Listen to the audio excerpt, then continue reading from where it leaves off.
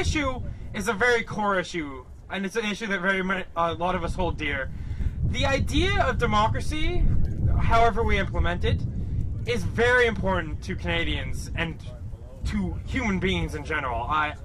Anyone who lives in a democratic country will tell you that the right to vote is paramount. It does not matter which party suppressed the votes. It doesn't matter if it was a party, because no institution, no government, no individual ever has the right to stop an individual from voting. I'm here today because the fundamental rights and freedoms of Canadians have been toyed with, obviously, by some group, and that's a fundamental right that many Canadians died and fought for along history, including my grandfather, including myself. I was a soldier at one point myself. So this is not only about a small incident within politics. This is about something that goes to the grassroots of our democracy in Canada, and it will not be tolerated, and we need answers to this. This can't be just let go. It's too important to our children, to the people who work, to our seniors, everyone. It's about respect to all Canadians. I would say it's just about everything. He even has contempt for his ministers. He sends them out to lie, bold-faced lies. So it's just day after day you see this contempt. And do you think you know who is behind all this? The guy at the top. The contempt. And contempt is a fertile breeding ground for lying, bullying, secrecy, fooling around with elections, and the list just goes on and on. In fact, Lawrence Martin keeps a very good list of that stuff. Are you hopeful that they're going to be able to find out who is behind this and deal with it? It will take time, but we just have to keep fighting back. The purpose of this is to get it on TV, to wake some more people up. So Canada, please wake up. Imagine the headlines. Canadian social movements refuse to take the lies, force Harper to resign. My Stop Harper sign alone was not big enough, bright enough, bold enough alone to stop Harper. But what is? Our voices, our collective action, speaking up and standing up. When I say stop, you say Harper, stop! Harper! Stop! Harper! Stop! Harper! Thank you so much, you guys are awesome!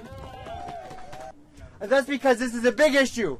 This is a historic issue, and this affects us all. We're all impacted by the failing of democracy. We're all impacted by the move towards a Harperocracy led by the people in that building over there. We're not going to stand behind this government and allow them to get away with what they've done to the Canadian system.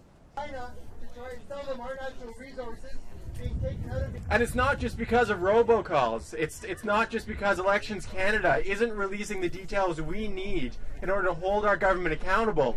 It's because we have politicians who are violating fundamental Canadian values, and they're getting away with it.